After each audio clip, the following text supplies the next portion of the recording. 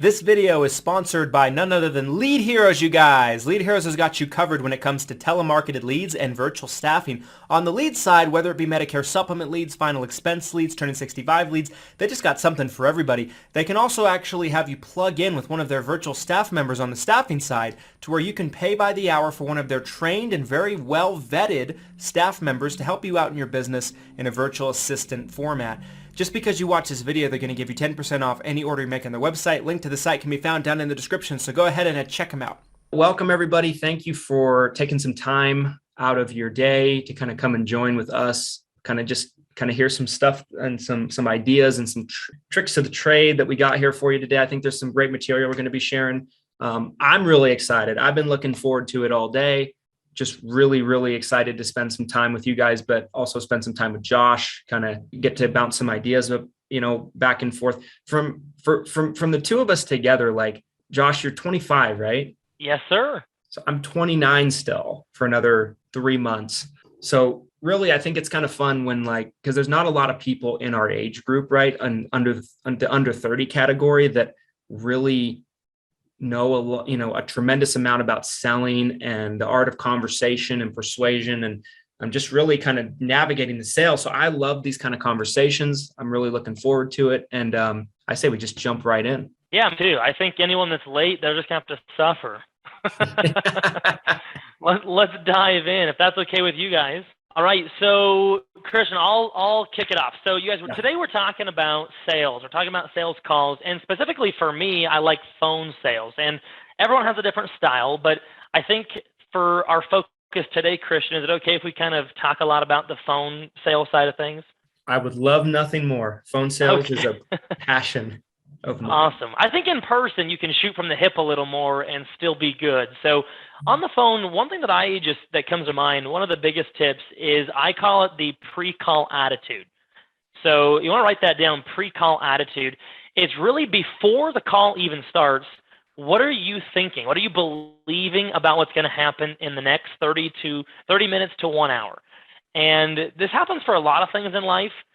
Sports psychologists talk about this a lot, right? It's that pre-game jitters. It's the pre-game mindset. And going into it, people like Michael Jordan are, world famous for having an ironclad mindset.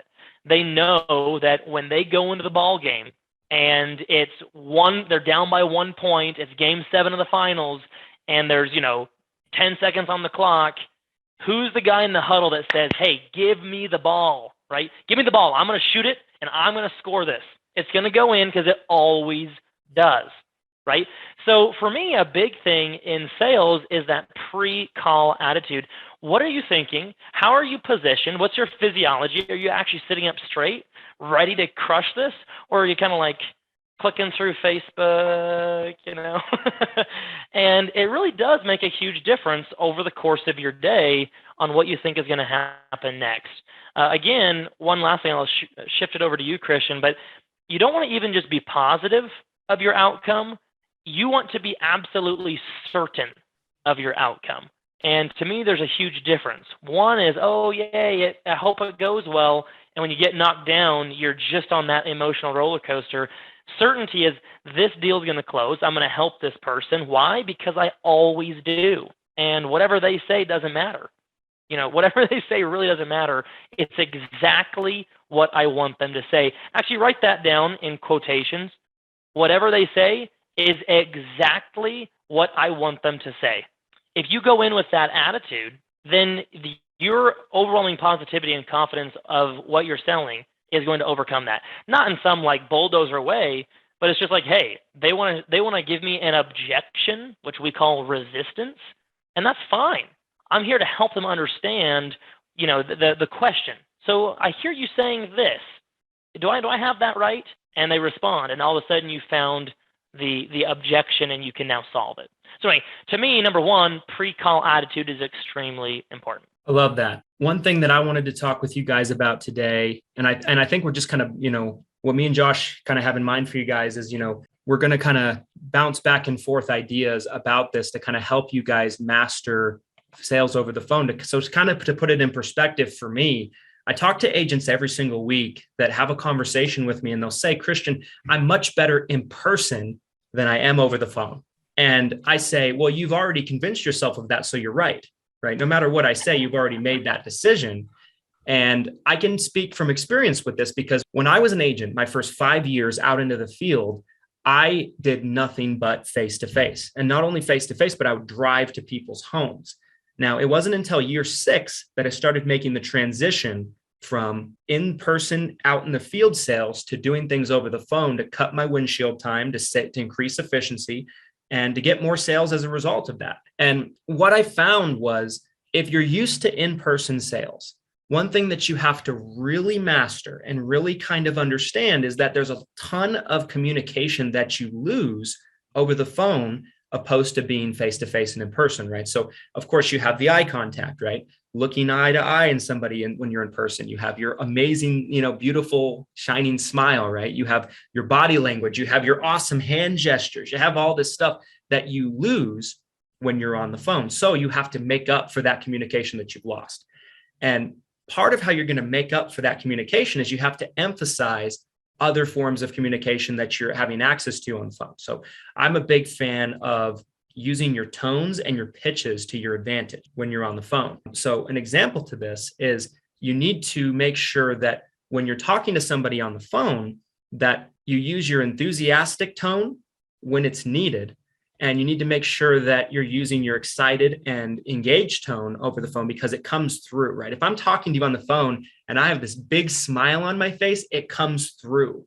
You hear it, you feel it. So that would, for me, would be my number 2, I guess, to piggyback off of Josh's number 1 and kind of what he was talking about is understand that the communication that's going to matter is your terminology, your unshakable confidence that comes through the phone, and also your tones, your pitches, and everything else in between. Your verbal communication is going to be vital, and it's going to be 100 times more important than when you're in person. Not that it doesn't matter in person, but it matters that much more on the phone. Well, to kind of go off what you said there too, on the tonality stuff, Christian, it is so important. And when people say like, okay, how do I sound more confident? Because I am confident, but for some reason, I'm the person on the other end of the phone, let's say, that everyone's kind of like, well, I don't know, let me think about it.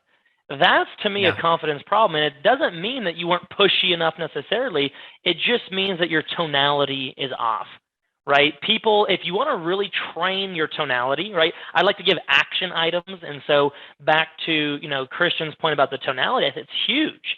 If you want to learn how to speak in a way that makes other people want to listen, then go find world-class speakers and start emulating the way they talk. Who has heard of Zig Ziglar or Brian Tracy or Tony Robbins or Jim Rohn or any of those guys, right? Earl Nightingale, if you want to go way, way back, right?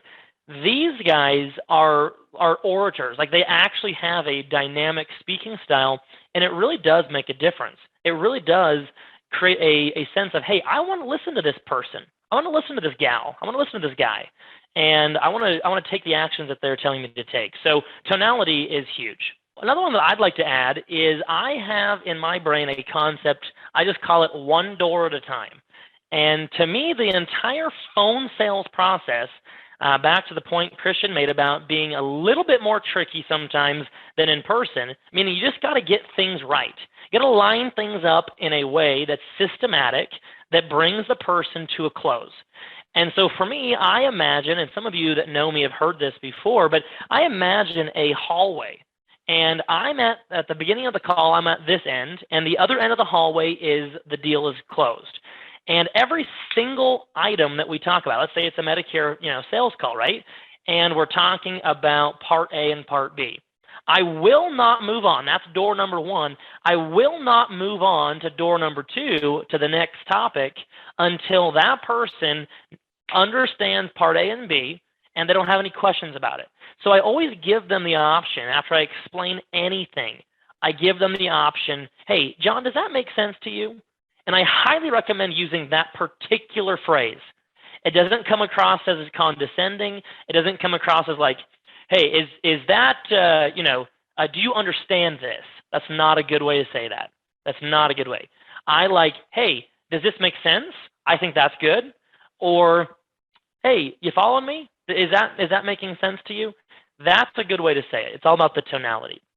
So every time you teach something, at the end of that paragraph, if you will, if you're thinking about it from a script standpoint, you want to ask the question, hey, does that make sense? You tracking me? You following me? You with me? And if they say anything other than an overwhelming yes, it's your clear signal that they don't get something. If they say, yeah, thank you, that makes sense. That is not a yes. I say, John, it sounds like there's a little hesitation in your voice. Which piece could I help clarify? Was it the A or the B, right? Or whatever it is. And you want to get them to actually concretely cement in, hey, this is a yes. Once it's a yes, move on to the next door and open the next door. So at the end of the day, when you get to the end of this call, you're going to have gone through 15 yeses, trial closes, right? And at the end, when you say, take out your, however your closing statement is, mine's just, hey, what's your routing and account number? No, no, mine's what's your zip code? And when you get to that point, you've already closed that deal 15 times and you're very thorough. So for me, I just call that one door at a time. I love that. I better read this. The comments, I'm not good at reading comments. So Christian, you better talk so I can read some comments. I'll let you get caught up. Amazing stuff there. So true. Another thing I wanted to kind of talk with you guys about just for a second, and I think this can kind of get into a little bit more of the controlling the call conversation and topic that we talked about. And I know Josh will have a lot of amazing insight to add on this. When it comes to controlling the phone call, this is something that I see a lot of agents when they first get on the phone necessarily struggle with, right? Because they allow the conversation to get off into what I call outer space, right? They're talking about they're allowing the conversation to talk about the life story of the prospect. They're talking about the cabin they grew up in the woods that's made of real logs, right? You know every little finite detail of their life, which every time I talk about this, I feel like sometimes it can get misconstrued as that you don't want to connect with your prospective customer. That's not what I'm saying at all. That's not the case, but you have to do it in a finite amount of way to where you are connecting with them, but you're not allowing them to waste your time, right? Because your time is incredibly valuable. And I always tell people that one thing that I would always encourage all of you to keep in mind and understand is calculate how much an hour of your time is worth on a day-to-day basis, right? If you let someone keep you on the phone for an hour and a half, maybe they even keep you on the phone for 2 hours. I talked with an agent that works with us in the past week, and they're like, I had someone keep me on the phone for almost 2.5 hours. I was like, we got to fix that, right? We can't let that happen. And sometimes you just have to be a little bit assertive, right? I don't necessarily want to use the word aggressive, but I would say you want to be a little bit assertive, right? You want to make sure that you're directing things back to where you're supposed to have that conversation, right? So what I would say is one thing that's a really easy, very simple tactic is you can say, let's say they're telling you about your log cabin, right? Or their log cabin, growing up, and you say, you know what, that's fantastic, Bill. That's fantastic, Betty. I can only imagine what a great experience that was growing up. Back to this plan G we're talking about, right? Just like slowly transition back into it. I feel like if you're strong on the phone and you keep directing it back, like Jordan Belfort calls it his straight line system, right? So as soon as they start going off of the line, they start going off into outer space, you direct them back to the beginning and put them back through at the beginning until you get through the conversation and you get to a place where you're going from point A to point B to point C to point D through the sales conversation. But it's not a bad thing. I know there's so many people that they have this fear, right? That if they direct the conversation back to where it needs to go, that they're going to offend the person. And I think if you do it the right way, it won't be offensive. And I think I think they'll actually probably appreciate it, because if you're on the phone with them too long, they start to look at you more as a buddy, as a friend, instead of somebody that they're doing business with. And that's where you don't want to see that fall into that gray area. Totally agree. One thing that I found, especially if you're struggling with too long of a phone call with somebody, the best of people can start like, how do I get this person's been talking for 3.5 minutes straight? How do I get the control back and get us back on path. Something I found to build off of that, Christian, is also, let's say we're talking about this log cabin, right? Or let's say maybe in my world, a little more realistically, I always connect on family. I'm a big family guy. So let's say they're talking about their grandson. I open that up. It's supposed to be a 2-sentence thing, and now I'm 3 minutes into the call, and she's still talking about her grandson.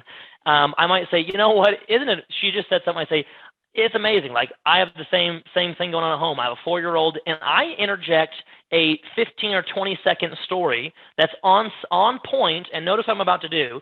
As soon as I get into it where it's just enough information that I felt like I was participating in that, I will flip it and I'll say, you know, Betty, at the same time, though, I know you did not call me today for me to, to hear about my hear about my son all day, right? So I'm sorry, I'm a little bit chatty sometimes. You got to rein me back in today's phone call a little bit. I'm going to get back to Medicare for you, and we'll go forward from here. So on Plan G, we're talking about blah, blah, blah, blah, blah, blah, blah, blah. And if you can use that if it's, kind of more of an extreme situation. Take the control on the subject you're talking about, make it go on for just a little bit, and then say, excuse me, I'm going on and on. Let me get back to what you wanted to talk to today. Get back to, insurance. And it does a couple things. It's not just a redirect. It's also future pacing them to say, hey, remember, you wanted my help. Who called? I called them today. But I like to say the reason that you called me today is obviously not to talk about this. It's to talk about me helping you with your insurance. So let's get back to that, blah, blah, blah, blah. And I found that. So I love that point, Christian. It definitely is important to really grab onto the control of the call. I also want to give Christian some kudos. Sorry, I just glanced at my Facebook because someone messaged me wanting to get into the call. But I was seeing your face on it, Christian. I know that you have that summit coming up. Who's going? Who's going to the summit with Christian? I'm going to pan through. Get your hands up. All right. Well, I'm excited to see you guys there. So if you've met me in person before or not, I'll be there. I'm excited. My good friend Christian's hosting the whole thing. It'll be a good time. And the reason I love these events is you always walk away learning something new. Like, one little thing that some speaker says, and the thing I like about the summit is that there's a lot of speakers that actually know what they're talking about, and they're specific to our industry. And one thing that I want to give, I always tell some of my agents and students, et cetera, is when you go to these events, for those of you that are going, pick one thing from every speaker. Just pick one thing, because you're going to get overloaded with a lot of information. And you're going to get so much good information that sometimes you can feel a little paralyzed unless you do this. This exercise will change your life at events. Take one note from every single speaker, and on the plane ride home, circle the one most important thing that you are going to do when you get home to actually change your business. I call it the needle mover. What's the biggest needle mover that's going to help you out? So anyway, Christian, I'm super excited for your event. I think it's sold out already, or where are we at on that? Yeah, so it's close. We still have some tickets left. Really, really appreciate everybody that's on the call today that's going to be in attendance. Josh, of course, we appreciate you getting up on stage and bringing the value that you always do, right, on stage. If you guys haven't heard Josh live in person speak, you're cheating yourself out of one of life's pleasures, because he's fantastic, he's electric, and he's dynamic. And I'm so excited for just the whole lineup of speakers like that we have, because like Josh said, I personally handpicked every speaker that I would pay money to see, right? That is how I built the speaking lineup. And it's June 10th and 11th, 2-day event. Just because you're on the call today, we will offer anybody that hasn't got a ticket yet a half off discount, right? So there's going to be a coupon code that you're going to see posted in the chat here by Bobby in my office. And anybody that uses that coupon code at the checkout link, it's going to discount the ticket. They're normally about $450. It'll cut it down to about $225. We want to see you there. We're about 3 weeks, a little bit over 3 weeks away from the event. And we're really excited about it. We put a lot of work into it, and we think it's going to be a great show. I do not want to move on from this topic until I get to talk to Josh a little bit about Thrive, though, because I'll tell you guys this. I went to Thrive in the end of February, and I figured, why not, right? It's a state away from me. It's an hour plane flight. And it was truly probably one of the best events I've ever been to. Josh did an amazing job at this event. And the amount of information he gave away from the stage was really equivalent to the type of information that you guys would probably have to pay 10 grand from somebody to hear about in a course, right? There was so much actionable, fantastic information on the marketing side, on the automation side from Eric, and also on just the mindset and sales side, similar to what you guys are hearing about today. So Josh, talk a little bit about Thrive. When is it? Oh, well, thank you. That's very generous of you. Yes, we do have a few spots left for Thrive. It's going to be on June 27th and 28th. It's out in Denver. It's really easy to get to. It's a central location. We got some cheaper hotel rooms discounted down as well. So there is about, as of this morning, I think there's 6 or 7 spots left at the reduced rate. It's only $250 right now. Usually it's $500, but I offered at Medicare Con or reduced to $250. And so I think we're getting some feedback. Yeah, I'm trying to find out. Anyway, Thrive is really fun. It's more of a training seminar. So this is the style. If there's lots of different events, conferences, seminars, etc. If you want to go to Thrive, it's all about training in depth on 3 topics. Number 1, it's all about your mindset. How do you actually train your brain? This is not voodoo, fluffy, woo, woo, woo. This is really all about how do you train your brain with the thoughts, emotions, etc. that you want in your life. And I learned this by spending $50,000 to get some extreme coaching from a couple of different experts, world-class experts. I bring this to you at a different level at Thrive. And in sales, the second thing is in sales and marketing in the insurance business, it's kind of like how do you get in front of more people without spending all day chasing after them. So again, that's what we're talking about at Thrive, how to use online marketing, webinars, seminars, etc., to get in front of more people. So if you would like to go to that, I think there's a link somewhere in the chat. I can post it too. But Thrive is at joshlustig.com/Thrive Denver. Go to /Thrive Denver if you want to get the discounted ticket. It'll sell out today, obviously, for the discounted rate. It's good either $250 or $500, whatever you want today. So anyway, I'm excited about it. I want to get back to some sales, though. Yep. So one of the points that I have loved that someone taught me about sales in particular is the whole concept of A or B. And a lot of people talk about this, but not a lot of people actually, if I listen to call recordings and I talk to people, not a lot of people actually take this serious. They'll say, oh yeah, I get it. Like I give them 2 options, both are good for me. No, use this in everything. I'm talking right down to like your toddler. Hey, what shirt do you want? You want this shirt or do you want this shirt? God knows that if you give them 3 options, they won't like any of them and they'll want you to get a different one. But really it's important if you scheduling appointments, if you're talking in a sales process, using 2 options, both are good for you. And so you give that to the prospect and they're kind of forced to make a decision in their own brain. So I don't know, Christian, if you guys use, a variation of that as well, but we found that pretty helpful in our sales process. Yeah. And it's funny that you bring that up because we do almost the exact same strategy. And actually, one thing I heard from somebody that I think has taught both me and Josh a lot of things is Medicare Bob, right? I think it's fair to probably say that, right? He's a friend with both of us. And one thing I heard Bob say one time when I was having a conversation with him that I started implementing probably in a couple of days after that in my agency was, he said, when you're presenting options, right? Of course, for people turning 65, if you're doing a turning 65 presentation, right, you're offering MedSup versus Medicare Advantage, right? Now, you might be talking to somebody that's 70 years old, 69 years old. They've been on their MedSup for a while. So you're really offering them their carrier versus another carrier that can save them a rate. But let's just talk about turning 65 for a second. What Bob told me that they do in their office, and I thought it's so brilliant, is people get so caught up in which option is the best option, right? Which one is better? I'm pro this, I'm anti this. And that's the wrong mentality to take with your clients and your customers because everybody fits somewhere.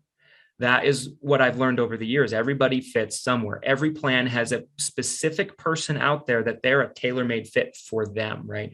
So one thing that he uses and he teaches his agents in their call center to do on the phone is he's like, hey, these are your options, right? Medicare Advantage, it looks like this. Medicare Supplement, it looks like this. We all know these little details, but there's really no wrong answer.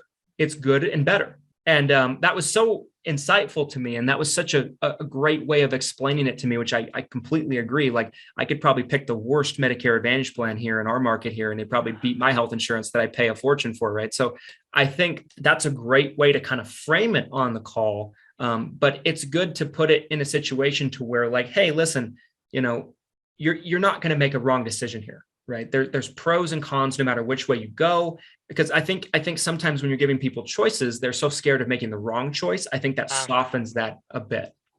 I 100% agree. I have a story for you. So everybody knows that I do a lot of webinars. Okay, I'll admit it. I'm the webinar freak. I like webinars. And to your point, Christian, about making this decision so overwhelming, I thought that I was being real clever using some online marketer type tactics in my webinar, when the entire way through the webinar, I was saying basically the big question to you should be, are you Medicare Supplement, or are you going to take a Medicare Advantage plan? Here's the pros and cons. There's lots of pros and cons. They're drastically different from each other, and it's a really big decision on what you choose. And I kept using this kind of language, you guys. And, there was some validity behind my thought process. And at the end, guess what I sold? At the end of the webinar, I was talking about, hey, you need to make a decision. It's a big decision, so get on the phone with one of my agents and we'll make sure that you make the right decision based on your particular scenario. Like, I thought that would be a slam dunk home run. Well, what I found out was that I made it such a big deal, the difference is and how big of a deal this is. Don't lose your entire life security on this. And they get on the phone, and we did get a lot of appointments. Okay, it worked. Brilliant, Josh, brilliant. I got a bunch of people on the phone, and guess what they kept telling my sales staff? They kept telling the sales staff, hey, I don't know. I mean, thanks for spending an hour with me, but I just can't make a decision yet. I need to do what? I need to do more research, right? And I shot my sales team in the foot. I got a lot of appointments, but it was too strong of an emphasis on you might make a wrong choice. So to double down on what Christian said, he's absolutely right. Now we talk about it in a different light. Hey, both of these are great. You cannot really hurt yourself compared to what else is out there in the market. We won't let you, right? They're awesome, awesome options. I don't care if you take G or N. I don't care if you take G or Medicare Advantage plan. Let's talk about the pros and cons and see which one's a better fit for you. But now we phrase it all positively. You're going to love whichever one you choose. And now it makes it so much easier because there's no fear. There's no fear. And I would strongly recommend that you take a look at the language that you're using inside of your sales call. Question for everybody in the room. I'd like you to put in the comments for me just so I can see, because I can't see your hands. Put in the comments yes or no if you are currently recording your calls. If you're currently recording your calls and listening to them at some point, yes or no? Yes, no, no, no, no. No, no, no. No, no, no, no, no. Yes, okay. So for those of you that are not doing that right now, if you're using some kind of like internet, like VoIP system, I don't know what that stands for, voice over internet phone, I guess. If you're using some kind of internet phone, most of them will have call recording. We use Uma. I'm not really endorsing them. They just do a good job. We use Uma and just found out a couple of weeks ago that they do free call recording based on our plan. Didn't know we had it. We recorded in a different way before, but this is going to be much simpler. The reason I think you need to go get call recording, whether you're a one-man show or a 50-man show, right? The reason I think you need to do that is not for this, compliance thing that everyone's all Twitter-pated about. I think it's more to do with you actually going back and listening to yourself. Go back and listen to yourself and say, wow, I thought that I sounded like this. I thought that that was a nice soft tonality, and it turns out it sounded like I was yelling at them. Or it turns out I'm not nearly as assertive as I thought I was. Turns out I'm egging them on all the negatives on accident. And you'll find out immediately where you're going wrong. So for those of you that are not, yes, right now, go make sure you figure out how to do call recordings. Totally agree. I've heard great things about Uma. I haven't used it, so I can't say one way or the other. I've only used one myself, right? So I can't compare it to anything. We use Ring Central in our office. It has a similar feature to where all the calls are recorded. So one thing that I'm sure Josh probably had this reaction. I know I did when I heard the new compliance rules, and I know somebody asked about it in the chat. So I'm going to go there. I wasn't planning on going there, but I'm going to go there just for a second. There was some confusion, right, originally, and I don't think there's still any complete clarity on every little detail, but based on what my understanding is, I don't think it involves face-to-face appointments, which would be ridiculous. Let's just be real. But I think it's mainly tailored to phone calls, phone appointments. Now, something could come out next week that proves me wrong, so don't quote me, right? Take what I have to say there with a pinch of salt. But if that is the case, and you're already recording your phone calls, it's not a big deal, right? For one, what we do in our office every single time that we have a phone call with a prospect, it already is, right? The call is set up with Ring Central to automatically record the call. There's an app on our phone, or not the phone, but the desktop, to where we can just download the call and we can put it into the CRM, right? Just under their file. That way, I think there's a multitude of different things that does in your favor. I think most importantly, more than anything else, just like Josh said, I think it gives you the ability to go back and say, okay, how can I improve my process on the phone? Maybe I could emphasize this a bit more. Maybe I went into too much detail about this, right? Maybe I confused them because I went into too much detail. I call this word vomiting, right? I word vomited all over them about a certain topic because I wanted to seem smart, right? I mean, if you've done that before, raise your hand. I know I've done it. We've all done it on a call before. And so it's very, very vital to be able to kind of go back and kind of, correct little things. And this is how you really put together a dynamite presentation, right? That's just a nuclear weapon that's going to give you the best chance possible to close a sale when you're on the phone. On top of that, right, I think it helps protect you, right? Because if somebody does file an allegation, you literally have the call, right? I don't think it's that big of a deal in terms of the compliance issues of it. I don't think it's a big problem. And I just wanted to just quickly reference that because I know I saw at least one person ask about it in the comments. We'll see what transpires over the next 3-4 months, but I don't think it's as big of a deal as we originally might have thought 4 days ago. Absolutely. Well, I think it's important for a lot of reasons, and you touched on a lot of those. Before I go on to any other points, you guys, I do want you to put something in the chat so I kind of know who's in the room.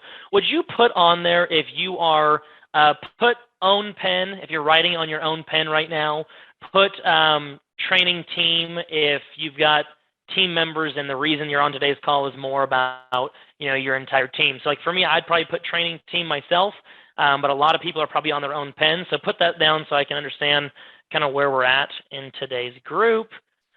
Own pen, training team. It's good to know, good to know. Thank you, Christian, for following directions. That was awfully nice. Awesome. Okay, I just want to make sure that we are going in the right direction. So I have a 10-step call flow that I use, and I'm thinking this through on how I'm going to actually do this. Can you put files in Zoom? Actually, no. I think. How can I get everyone in this room? Would you guys if you want this, I have a 10-step call flow PDF that walks through a lot of what we're doing today, but in a very particular order. It's exactly how I've built our sales scripts for my team. Would there be any interest in people having that if I would just send it to you guys? I don't really have a way to do that right now, but I'm sure I can figure it out. I'm a smart guy. I'll send it to you. For the 15 that said yes, I'll send it to you guys. I'll go back in the chat. For the other 50 people that didn't say yes, sorry, too slow. But that way, I know we can only get through so much today. I know we only probably have about 10 minutes left. We can get that to you guys, and you can go through it on your own time as well as a study tool. I love it. One thing we could even do, Josh, is like if you want to send it to me and you guys want to send an email to Celeste in my office, I'll put her email address in the chat here. Send her an email, ask for Josh's script, and Josh, this will make it easier for you, I think. If you send that over to me, I'll get that to her, and then I'll have her reply to anybody that asks for it. Hang on, guys. Just making sure. Perfect. Spelling her Is that going to email create address. too much work for you guys, Christian? No, we got this. We got this. Here I am trying to be a nice guy, and Christian's going to, saddle the burden of that. So anyway, tell Christian thank you, right? But anyway, you guys, this is always a fun subject for me. Another thing I mentioned earlier, but I wanted to circle back on because I realized I kind of blew through it, and it's a pretty big subject, is the subject of future pacing. And a lot of people have heard this terminology. Other people call it seeding. I'm a farmer, so I kind of like seeding a little bit more as well. I grew up on a farm. But really what it's doing is, think about it this way. You're planting seeds in the mind of somebody else, and you're going to water those seeds over the course of your interaction with them. And at the end, you're going to have some kind of beautiful fruit, okay? And really what you're doing is you're getting somebody to future pacing. If you want to put like a definition down, this is my definition of it. It's getting somebody to imagine themselves in a future state, in a future time, already owning what I'm selling, right? So it's me inside of a webinar or a sales call using the verbiage, hey, now that you are a client of ours, this is what you get, right? I say that in my webinar, you guys. These people I have never met. I don't even know what they look like. They are not a client. And I'm saying, hey, now that you are a client of ours, this is what you get. You get lifetime claims and billing services, right? If you didn't write that down, you better, right? Lifetime claims and billing services. And let me tell you what that looks like. So imagine yourself, 3 years from now, right? 3 years from the time that you signed up with my office, and you walk in, you have a billing question. Okay, and you got this bill from the hospital, it's $4,000. And you thought you were only going to pay $233. Now notice, you guys, all of what I'm building into this scenario. Okay, my office, that there's some huge bill that was unexpected, and I'm also building in that they were only expecting a $233 bill in the mail, and it was $4,000. Now, imagine what you're feeling, right? You're feeling awful. You're feeling like, okay, did this even work? Is my insurance going to take care of this? And you walk into my office and you talk to Krista, or you call my office and you talk to Krista at the front desk. And she says, hey, John, it's great that you're calling. What can I help you with? You tell her the situation. She calls the hospital for you. She calls the insurance company for you. And then she calls you back and says, hey, John, I know I talked to you about an hour ago. Everything's taken care of. Pay him $233. It was a misunderstanding, and you're on your way. Now, I want you to imagine what that actually feels like. That is what lifetime claims and services, billing services look like. And that's why we like to give that to our clients. And now that you're one of us, you get that too. So feel everything that was in that example. It's the reason that when you go to buy a car, they hand you the keys to the car and they say, go drive it. Why? Because the owner drives the car. Why do realtors hand you the keys, or a good one should, hands the prospects the keys and makes you open the front door? Because psychologically, in psychology, the owner of the house has the keys and opens the front door. And so they just got you to imagine what it feels like to be in that future state, and it's really, really important. So use future pacing anytime you can inside of your sales call, inside your marketing, and show them how good life is with you in it in the future. So I love that subject. I'm very passionate, so I wanted to make sure I clarified that from earlier. I love that. Such great stuff. And I think it's building up to the point where they say yes, right? You're just preparing them. Josh is grooming them almost to the, no, just kidding. Really, really good stuff. One thing I wanted to kind of mention to you guys and just kind of touch on, and this might be a little bit more of an old school sales tactic, but sometimes old school stuff isn't necessarily a bad thing, is I think there's certain wording and phrasing that I believe is important to use over the course of a sale.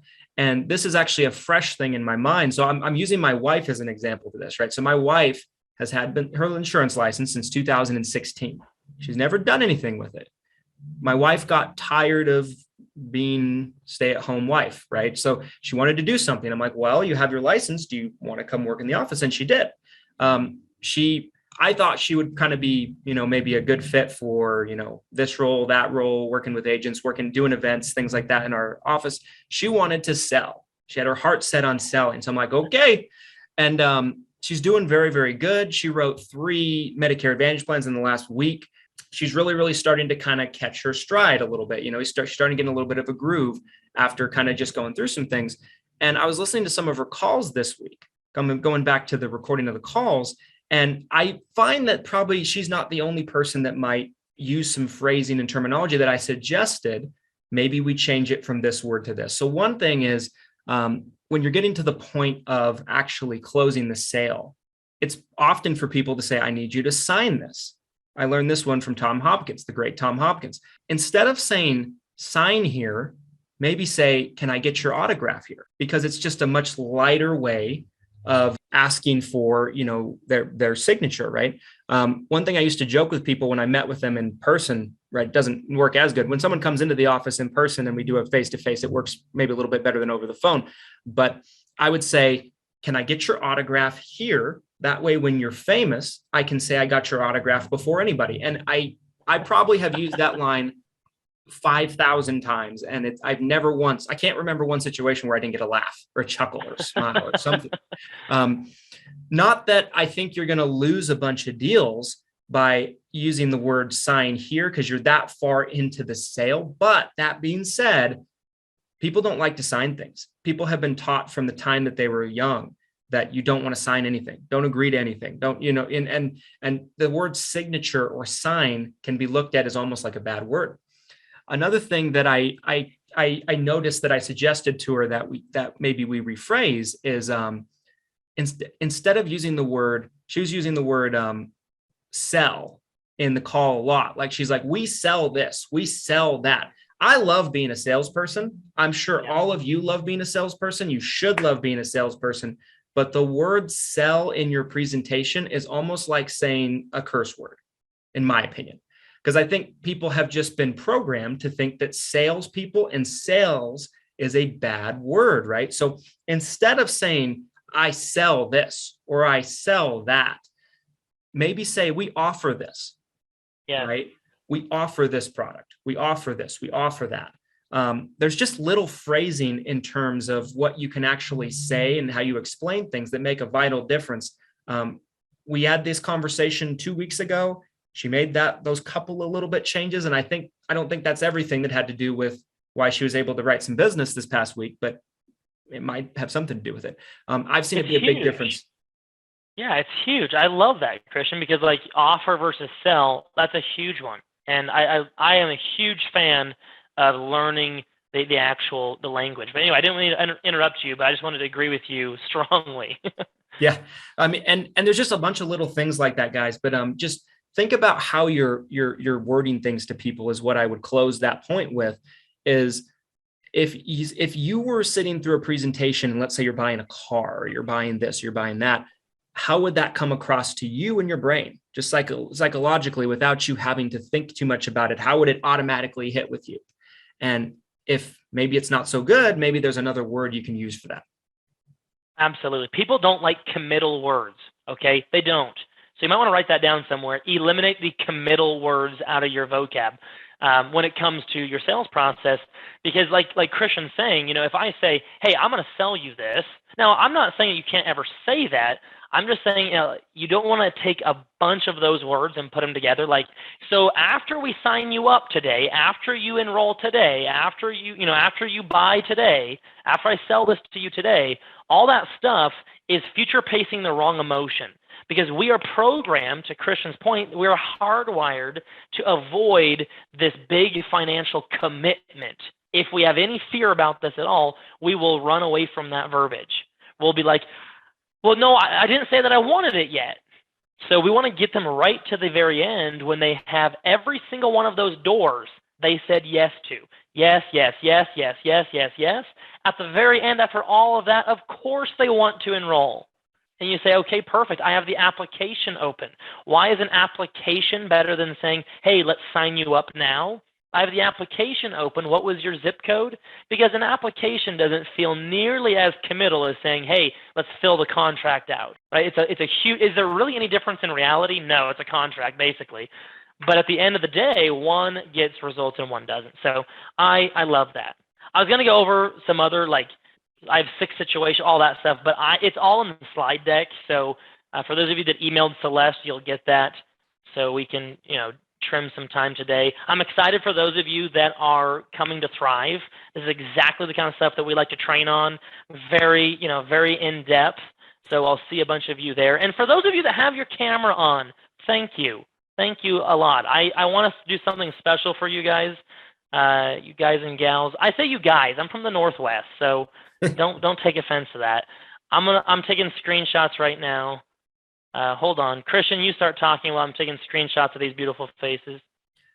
Let's talk about something real quickly. I know we don't have a ton of time left, but all these people turning their cameras on. Sorry. Look at you guys.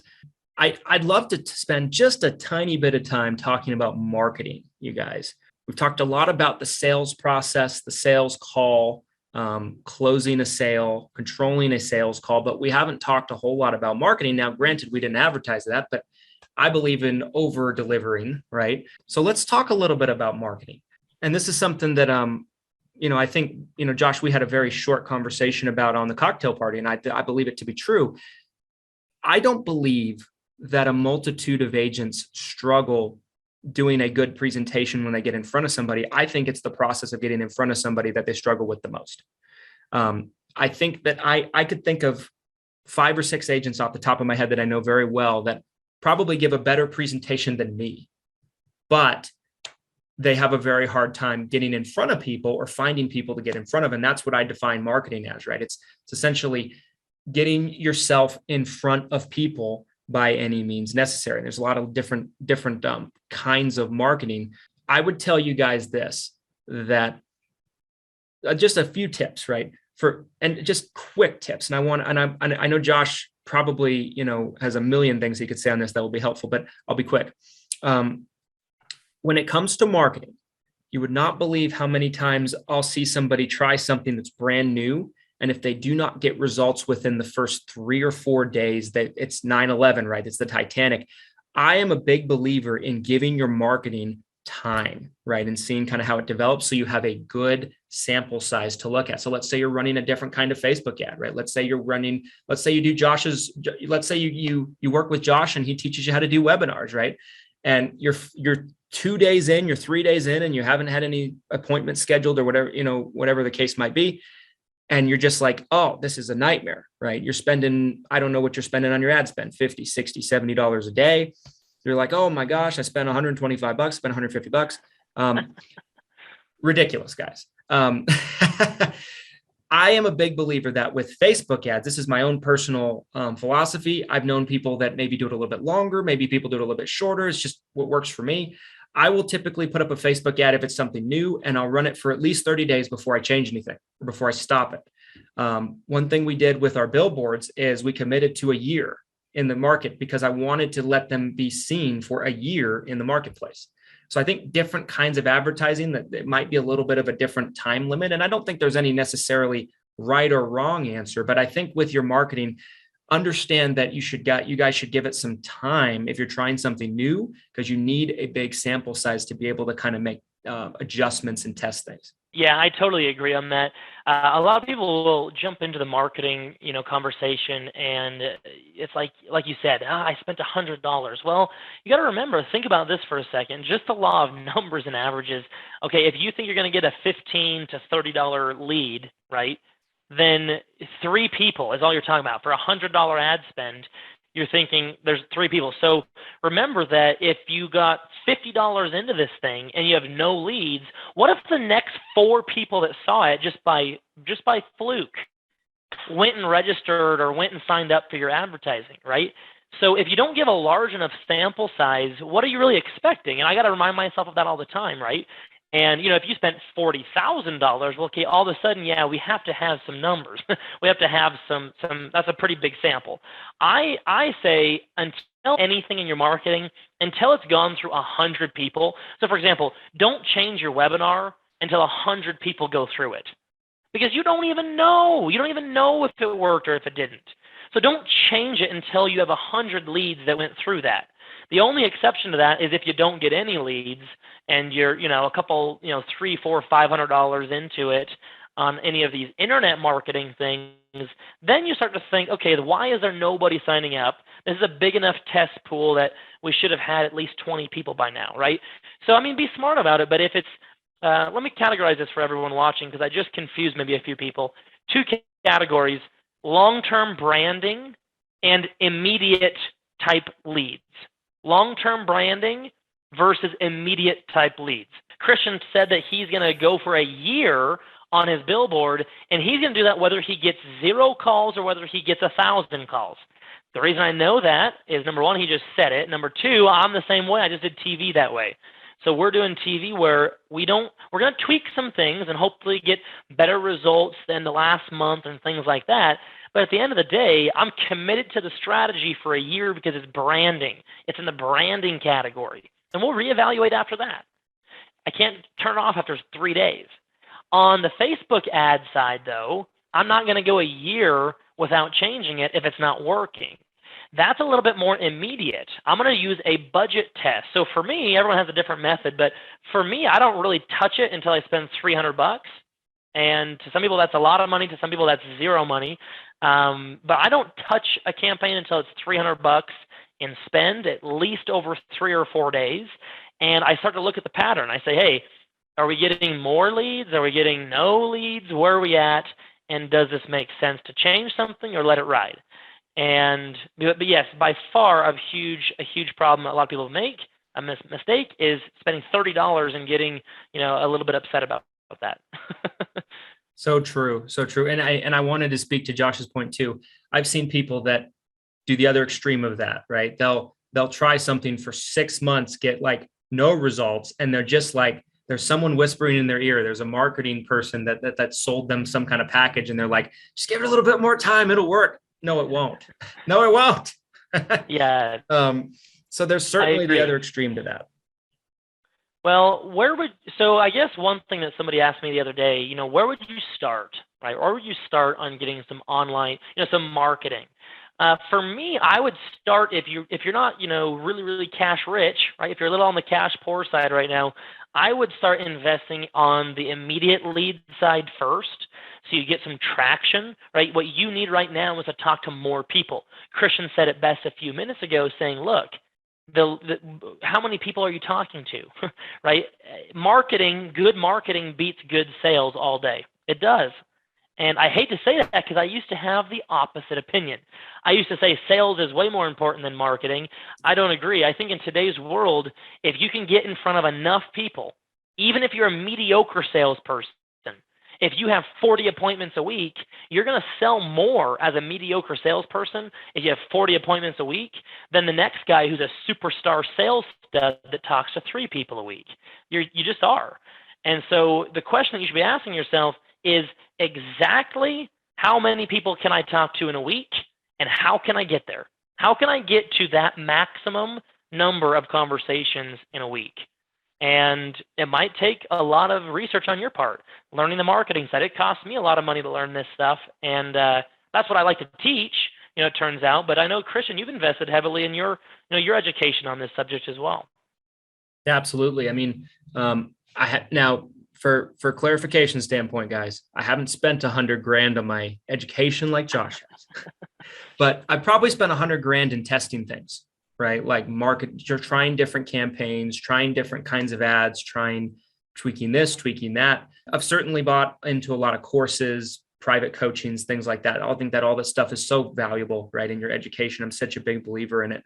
And yeah, I think, marketing is such a large scale topic to learn about. I don't think you can just take let's say, an online course on marketing, you're going to know everything on marketing, right? If I wish it was that simple, but it's probably a long-term evolving aspect that you're going to continuously grow and learn more and more about over time.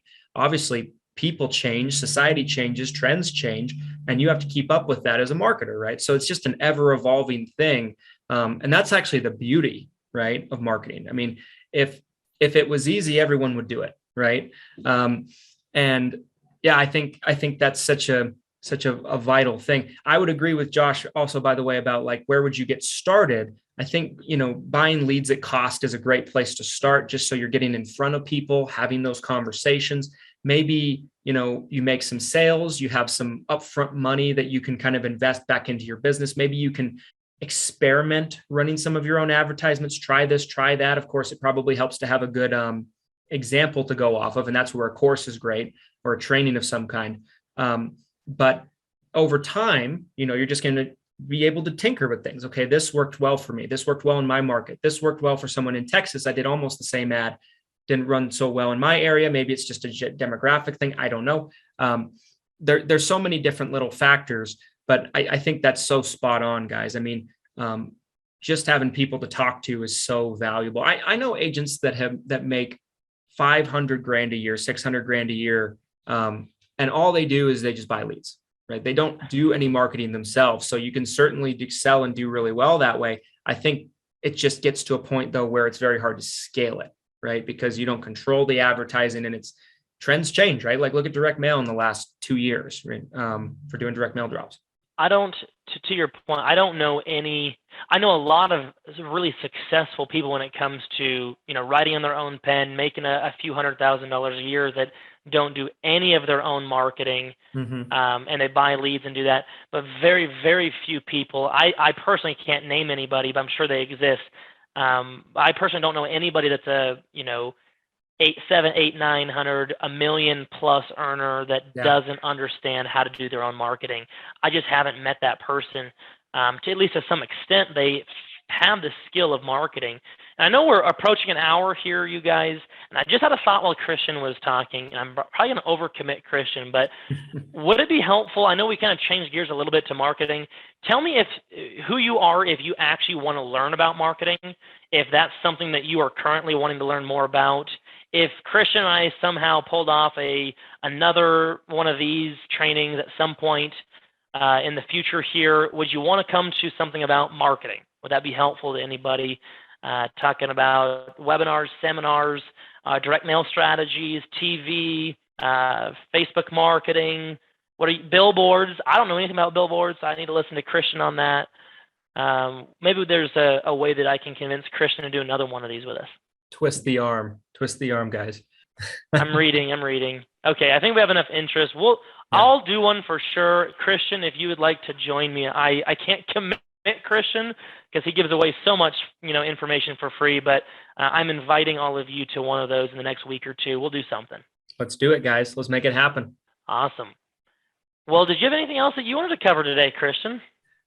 No, this was great. Appreciate your time, but I want to be respectful of your time. Because we're like you said, we are over the maximum committal of time point, right? So I just want to say thank you so much for your time, Josh. This was incredible, and so happy we were able to get together and kind of do this. I think people I think a lot of you guys had a lot of interest in seeing us do something together. So I'm glad we were able to do it. I'm totally in to do the marketing training, so I'm sure we'll be able to schedule this and set that up and do a part 2, you guys. So I'm sure we can kind of bring you guys some information about that over the next couple of weeks. But again, Josh, thank you for your time. Really appreciate it. And thank all of you for taking time out of your day to be here. Absolutely, Christian. Well, thank you. It's always good to pick your brain, to hear your thoughts. For those of you that are not already registered for the summit, go get your ticket right now. There's a few left. I know Christian got a bigger room or something, twisted some arms and got some extra chairs. So go get your seats for the summit. I'll see you there. And then also it looks like there's 3 people that signed up for Thrive already. So there's only 3 spots left at the $250 level. After that, it'll be $500. So if you want to come to Thrive in June, I'll see you there as well. It'll be a stacked couple months here for us. One last reminder, guys, send Celeste in my office an email just to make it easier on Josh, right? So he doesn't get 10 billion DMs or have to go back through and look through every comment on the Zoom here. Send Celeste in my office an email. That's SELESTEM, like Mary, at xmission.com. Celeste M at xmission.com. Send her an email. Josh will get those slides over to me, and I will give them to Celeste, and I'll have her respond to each and every one of your emails with those slides. Awesome, you guys. Christian, you are just the real deal in every way. Thank you, my friend, again. I can't wait to see you in a couple of weeks, and who knows, maybe I'll see you on a marketing webinar in the next couple of weeks. Sounds good. It just might be a thing. Thanks again, Josh. Thanks, everybody, and have a great week, everybody. Hope this is a good start to your week. Amen. See you guys. Take care.